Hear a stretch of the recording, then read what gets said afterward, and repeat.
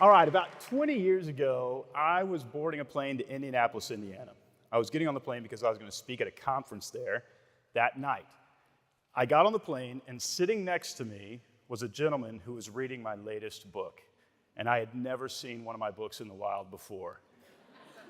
I was really excited. You can imagine. I tried to be humble, but instead I just blurted out, "What do you think of that book?" And he looked at me and he said, "I love this book. This is the third time I've read this book. In fact, I'm flying to Indianapolis tonight to hear this man speak." Now, my picture is on the back cover of this book, so I'm thinking, he's going to get it in a second. And I said, "Well, tell me what you like about this guy." After about a couple minutes, I realized I've dug myself in a hole. He has no idea who I am. And quite honestly, as he said things like, "Well, you'd have to read them to understand." And I kind of think that he's living proof that a loser can make something of themselves. And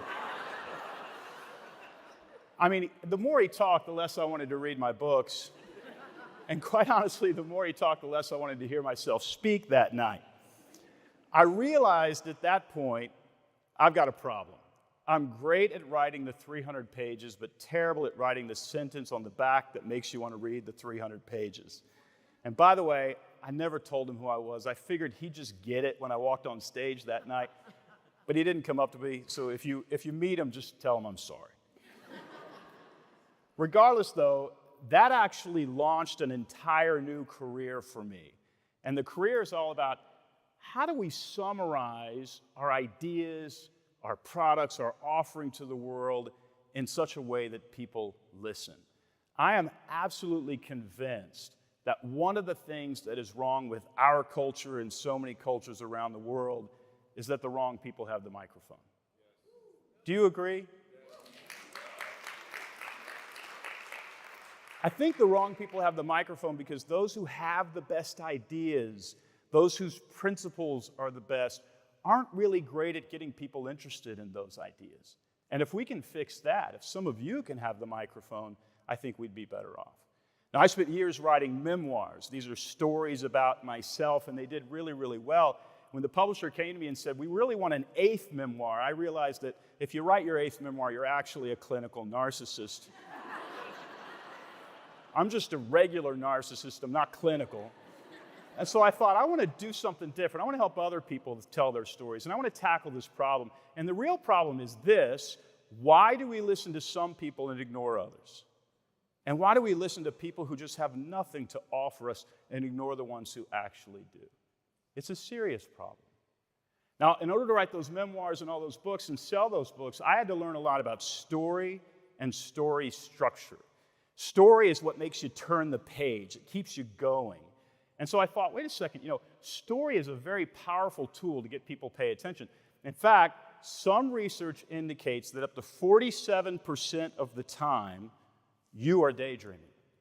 Or 47% of the time, you're just not paying attention to the actual thing that's happening right in front of you. Slightly more in the audience right now, but about 47% of the time in general.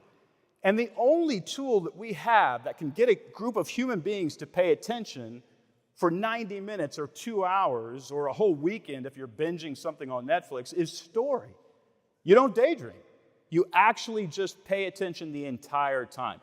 It is the most powerful tool known to man to compel a human being. And if we could get that power in the hands of the right people, maybe people would start paying attention to good solutions rather than drama and theater. Well, story to the rescue. So I began to do some research on how story works and how we could clarify our message using story and story structure. I wrote a book about that. That book also did really well. And suddenly I found myself in this consulting business helping people all over the world clarify their message. And it was a job I really loved. Nonprofits on human trafficking to foreign policy to selling plungers. And by the way, selling plungers is actually really fun. But we started to use story and story structure to invite people into a story and to help others clarify their message. Story has been proven to increase focus so that when you're engaged in a story, you're actually paying attention and you're not distracted. It also elevates empathy. When something happens to a character that you like, you feel like it's happening to you. And then the biggest challenge of all, it reduces self-referential thinking. I don't know about you guys, but I think about myself a lot unless I'm watching a story, and then I'm wondering, what the hell is going to happen to Bambi now, and on, right? You reduce self-referential thinking. It's actually kind of a miraculous process of what happens in the human brain when you are engaged in a story. Now, I want to talk to you about a framework, and it's a formula. And so I got to tell you, if you're going to keep watching this talk, there's one caveat. I am going to ruin stories for you for the rest of your life. They are very formulaic. In fact, there are many scholars that say there are only 7 stories that ever get told in a movie theater. I agree with them. Christopher Booker actually says that. My wife hates going to movies with me because she knows at some point I'm going to elbow her and say, that guy dies in 31 minutes, and he does. However, with each idea that gets shared in a story in an order, you will understand more about how to clarify your message. You will also understand how to get your ideas across, how to sell more products, and how to get your kids to brush their teeth. Okay, that's my offer to you. We'll see about the third. That's a serious challenge. All right, the first thing that you have to have are these 7 sound bites based on these ancient narratives. These narratives are over 2,500 years old. I didn't invent them. Aristotle wrote a book called Poetics, probably the first time that it was ever written down. And they have been bettered and bettered and bettered throughout the decades, all the way to the box office, where they're measured every weekend so we know which ones are working, which ones are not. It is very formulaic. It's a science, but it's really just not the study of narrative. It's the study of how do you get a human brain to actually pay attention. So these plot points are things that happen in almost all stories. All 7 story structures, these things happen inside of them. And they teach us a lot about what human beings want to pay attention to. The very first thing that you have to have if you want to tell a story is a character. You've got to have a hero. The hero shows up on the screen. Now, there are some rules that amateur screenwriters break to their own demise, business people break them, thought leaders break them, and people stop paying attention. The first thing is the hero has to want something very, very specific. If I said, hey, let's skip the rest of today, let's go across the street, there's a movie about a guy looking for fulfillment, almost nobody would be interested. But if I said to you, another one of Liam Neeson's daughters has been kidnapped, you might go, right? We can't be vague. We have to be very, very specific in terms of defining what the hero wants. And what this means is we as communicators have to think about what our stakeholder wants. Who are we talking to? What do they want? Have we defined what they want? And have we communicated it clearly in a soundbite? If we don't, they'll stop paying attention. The next thing, so you want to identify something specific that your stakeholder wants. That's your first soundbite. Your second soundbite is about the problem that the hero actually has. The problem is incredibly important. It is the hook of the story. It is as important as all of the other elements put together. If there's not a problem, there's no story. If I told you a story and there was no problem, let's say a man meets a woman at a coffee shop, there's some chemistry, they start talking, she says, my parents are in town, you want to do dinner? They do dinner, the parents say, you really ought to marry our daughter, a priest shows up, they get married, you roll the credits, horrible story. Why? No problem. The story is all about the problem. Until we have a problem, we don't have a story. So let's retell it. Man meets a woman at a coffee shop, they hit it off, there's some chemistry, everything is going really great. Suddenly she says, I can't be here, I can't have this conversation with you, this is very inappropriate, I'm getting out of here. She gets stuff in her briefcase, she leaves, now we've got a story. The story loop is open. How is the man going to get to the woman so they can fall in love? He gets a call, let's make this worse. He gets a call from his mother, and his mother says, your brother's in town, wants to have dinner, has an important announcement. Our hero says, my brother's a jerk, I hate my brother, I never want to see my brother again. He's a con artist. Please come. Give him another chance. He goes to the dinner. The brother says, good to see you guys, have an announcement. I'm engaged. And the woman from the coffee shop walks in. That's a hell of a story. Somebody steal that. The problem is the hook. So what does this mean in terms of engaging people about our ideas? It means we need to talk a lot about their problems, not ours, their problems. when we talk about their problems, they engage. A story loop opens. They want to know more. In fact, to my commercial clients, I say talk 75% about your customers' problems and 25% about your products, and you'll sell a lot more products. It's the hook. It's one of the reasons that all media and news outlets, it's just bad news, bad news, bad news. Good news doesn't sell. Politicians, it's always bad news, bad news. It's nauseating, but good news doesn't sell. Nobody's going to run for president going, things are really good, but they could be slightly better. Negativity sadly sells. So we have to engage with our clients, find out what our stakeholders' problems are, and talk about those. Now, most interestingly, the story isn't over here. We actually have to define the stakeholders' problem and then enter into their story where we play the role of guide.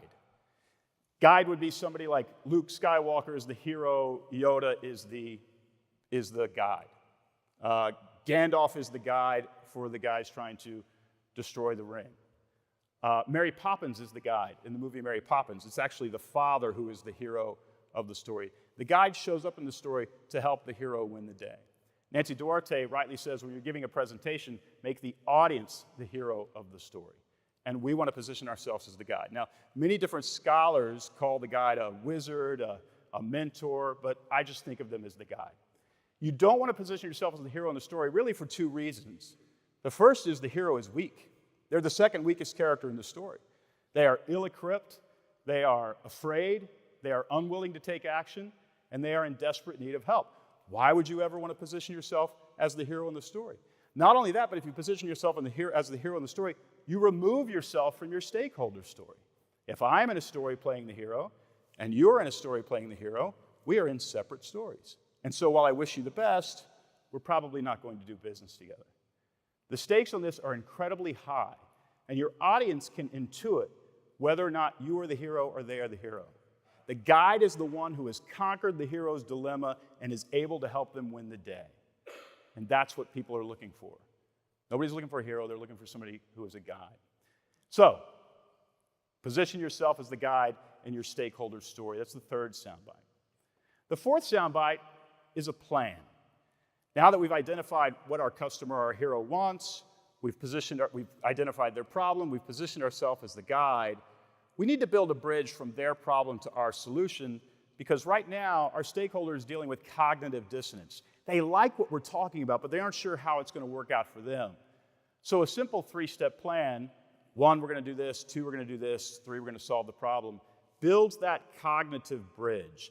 It's not enough for Luke to go destroy the Death Star. He has to fly into the little trench in the Death Star, and then he has to shoot his laser into the exhaust valve. I'm sorry, it's not a laser, it's a proton torpedo because I got a letter once.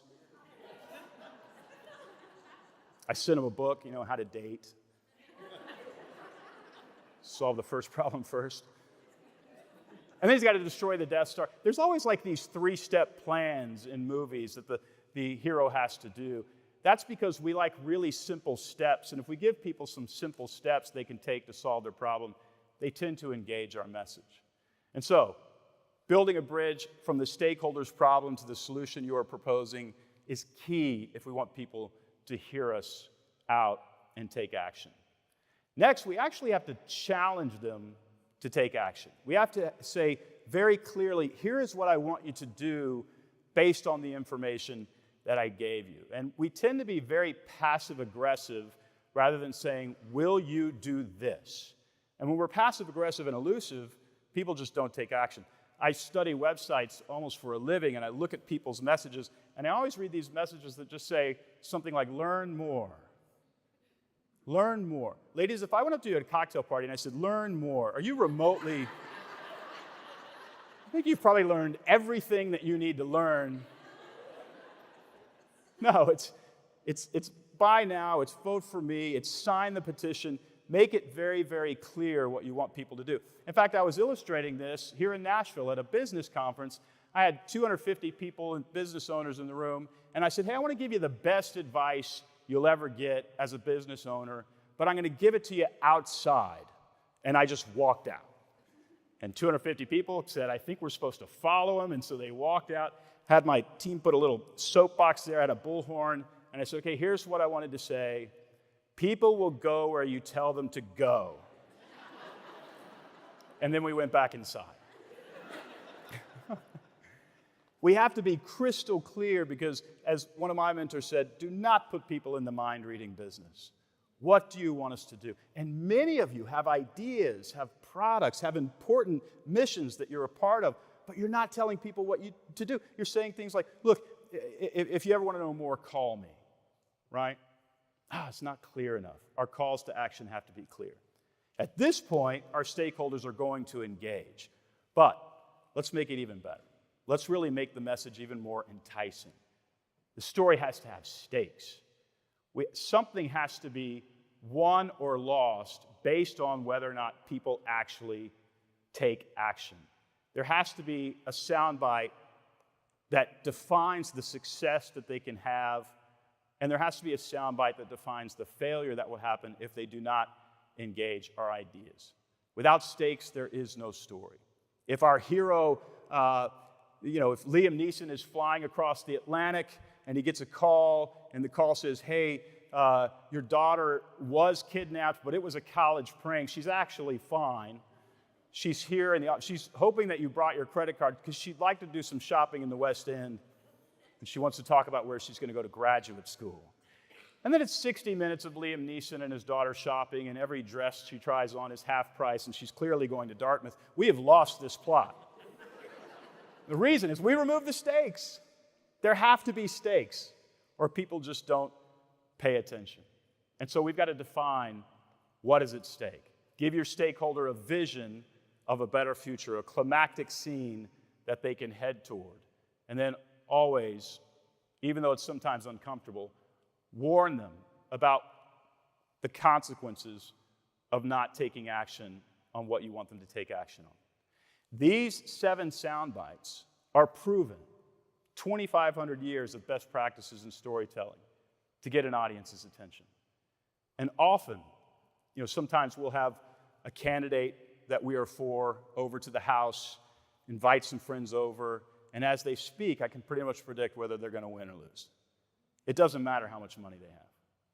What matters is their message. And they are telling their story rather than inviting stakeholders into a story. And it will never work. It will never work. Because people are wired to survive, and they want to know how you can help them survive. Never position yourself as the hero in the story. Always position yourself as a guide. All right, let's test this out. Now, I actually wrote some descriptions. Remember when you went to Blockbuster back in the day? You read the back of the VHS thing? I wrote some descriptions using this exact framework, and here's one for the Bourne identity. Jason Bourne wants to uncover his true identity. It's what the hero wants, but is being hunted by assassins without knowing why. That's the problem. He meets a woman named Marie who helps him navigate his journey of self-discovery. She's the guide. His journey leads him to investigate clues about his past, step 1, evade pursuers, step 2, and confront the truth about his identity and former role. That's the 3-step plan. Bourne must decide whether to face his past or continue to run. If he fails, there's going to be stakes. He will continue playing the pawn in a corrupt system, but if he succeeds, he will uncover the truth and break free from those attempting to kill him. Well, you throw Matt Damon in, I'll give you $20. But let's talk about commercial stakes for something like this. I'm not going to name the brand, but it's an $8.75 billion used car franchise. They dominate the industry because they've used a framework similar to this intuitively. I didn't help them, but they used it not just as messaging, but as business strategy. Our customers want to buy a reliable used car, identifying what their stakeholder wanted. The problem is, she doesn't trust used car dealers, right? There's an emotional negativity or a disgust about that. We empathize with her frustration and promise a transparent buying experience, positioning themselves as the guide. Our plan is to help her browse our wide selection, step 1, take a 24-hour test drive, and 3, purchase a car with a 30-day money-back guarantee. After 24 hours, she's invited to experience our no-haggle buying process that helps her avoid stressful negotiations, negative stakes, and results in a fair deal on a reliable used car, the positive stakes. This has been turned into an $8.75 billion strategy. Why? They sell used cars just like everybody else. No. They clarified their message and invited customers into a story in which their problems could be resolved, and people pay more attention to them than anybody else. All right, I opened my talk by talking about how I'm not good at writing the paragraph on the back of the book. If you've been asleep during this 18 minutes, let me just summarize my talk. You can wake up now. This is what I want you to do. All of us want to be heard and understood, but it's difficult to get people to pay attention, right? That's the problem. This story framework has helped over 1 million people clarify their message. The key is to use the 7 specific sound bites that invite people into a story. Figure out what those sound bites are. When you clarify your message, people will finally engage. But if you don't, you will continue to be ignored. All right. Be careful how you use this, because it really does work. I know what you're saying. I'm never going to get my kid to brush their teeth. I promise. Just try. In fact, it's so powerful that I don't use it. If I'm on an airplane and somebody says, "What do?" I just say, "I'm in publishing." Because inevitably, they're going to open their laptop and want me to look at their website, right? But not very long ago, this is a true story. I flew into Baltimore. I had a client 5 minutes from the Baltimore airport. An Uber driver is taking me to my client. And the Uber driver says, "What brings you to town, business or pleasure?" I said, "Business." And he said, "What do you do?" And I thought, he's legally obligated to let me out of the car. So I just gave a short version of this. A lot of people have ideas, they have products, they have things they want to communicate, but they just can't get anybody to pay attention. When they struggle with that, I'm the guy that they call. This guy's name was Christian, and he turns down his radio. And he says, "You are a very important person." And I said, "Tell my wife."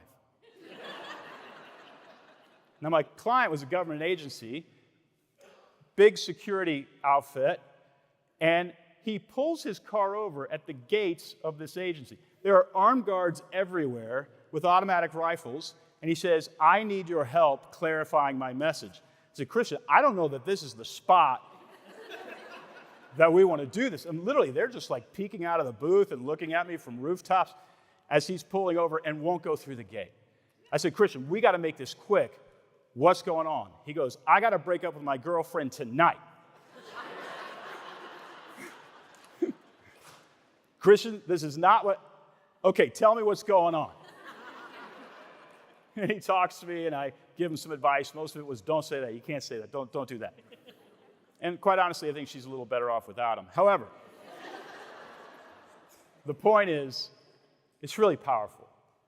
People pay attention when we stop telling our story or spitting facts at them or data at them, and we invite them into a story about them winning the day.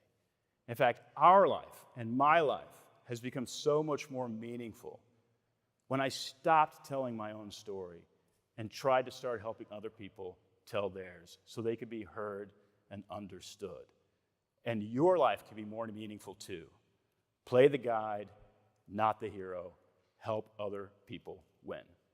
So your assignment is this: use your 7 sound bites in casual conversation, presentations, landing pages, and a messaging and marketing campaign, and maybe your ideas will be heard too.